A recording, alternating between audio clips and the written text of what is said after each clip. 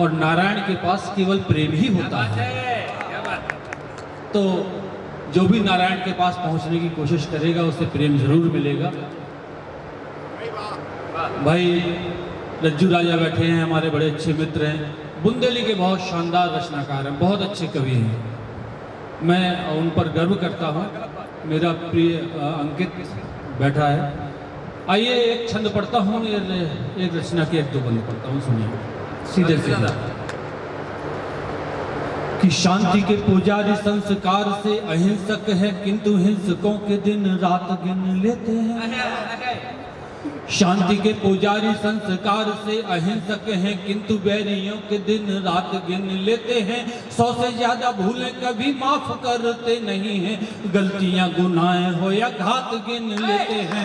100 से ज्यादा भूलें कभी माफ करते नहीं हैं, गलतियां गुनाहें हो या घात गिन लेते हैं। सागर अथाए हो तो बन के अगस्त हम, सागर अथाए हो तो बन के अगस्त हम, चुल्लुओं में भर के औकात गिन लेते हैं। सागर अथाए हो तो बन के अगस्त हम, चुल्लुओं में भर के औकात गिन लेते हैं। हम यदि चाह लें तो शेर के भी जबड़े में हाथ डालकर पूरे दांत गिन लेते हैं।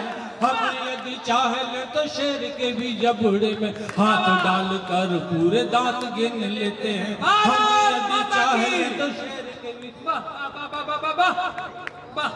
ये एक वानगी थी। एक रचना पढ़ता हूं मैं। नौगांव लगभग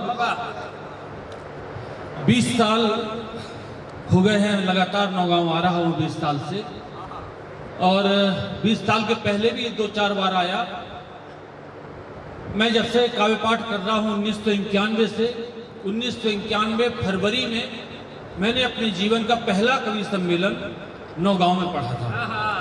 छतरपुर में कविता मैंने बाद में पढ़ी थी, नौगांव में कविता मैंने अपने जीवन में सबसे पहली बार पढ़ी थी, और तब से लेकर के नौगांव में भरपूर प्यार स्नेह मिला, और पिछले 20 सालों से लगातार आ रहा हूँ। आज मैं 20 सालों में मैंने क्या क्या नहीं पढ़ा होगा, शायद सब कुछ पढ़ा, लेकिन एक बिल्कुल नई कविता पढ़ता हूँ जो आज तक नौगांव में नहीं पढ़ी मैंने। एक सैनिक है, कई लोगों ने सैनिकों पर पढ़ा, कई लोगों ने शहीदों पर पढ़ा, मैं उसके बाद की घटना पर पढ़ता हूँ। जब सैनिक या शहीद का पार्थिव शरीर घर में आता है तो उसकी पत्नी रोती है, और मृत्यु के बाद का रोना एक विशेष तरह का रोना होता है। आप ध्यान करना जरा, मृत्यु के बाद जब कोई रोता है तो रोते रोते कुछ न कुछ बोलता है। तो उसकी पत्नी, जब शहीद की पत्नी जब रोती है तो रोते रोते क्या क्या कहती है, ये सिर्फ इतनी बातें इस कविता में सुनना।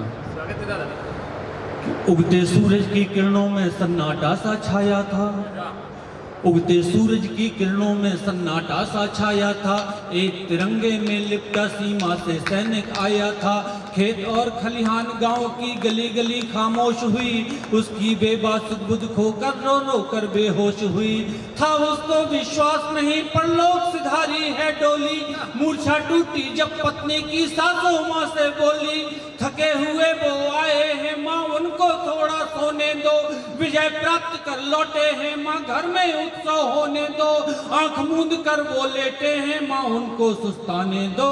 मुझे बुलाते हैं माँ प्रीतम, मुझको बाहर जाने दो।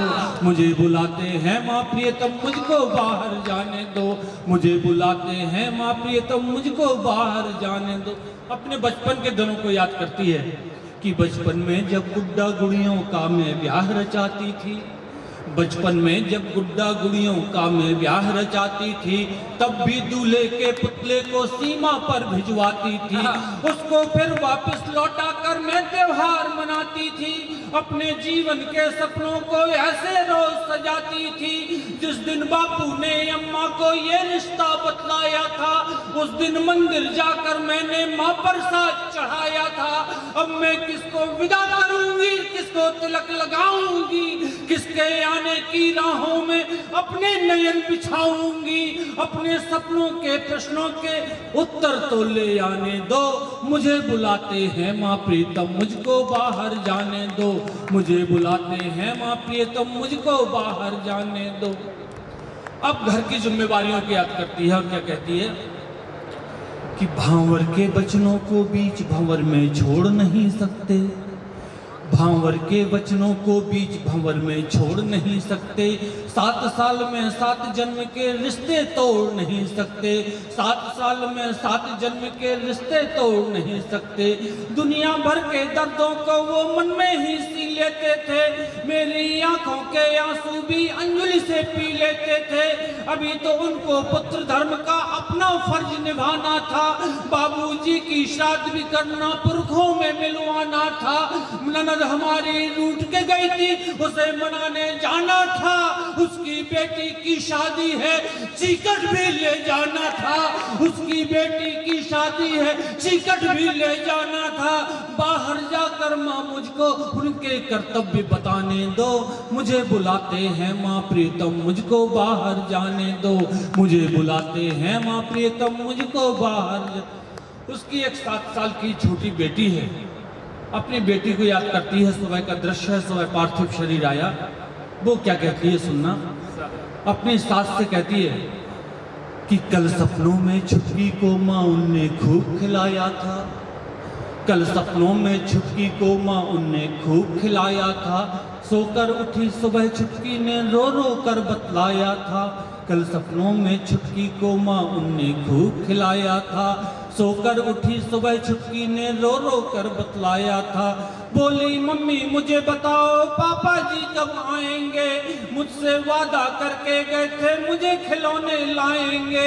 रोज रात के सपनों में जो पापा के संग सोती हो, आज उठेगी तो पूछेगी दादी तुम क्यों रोती हो।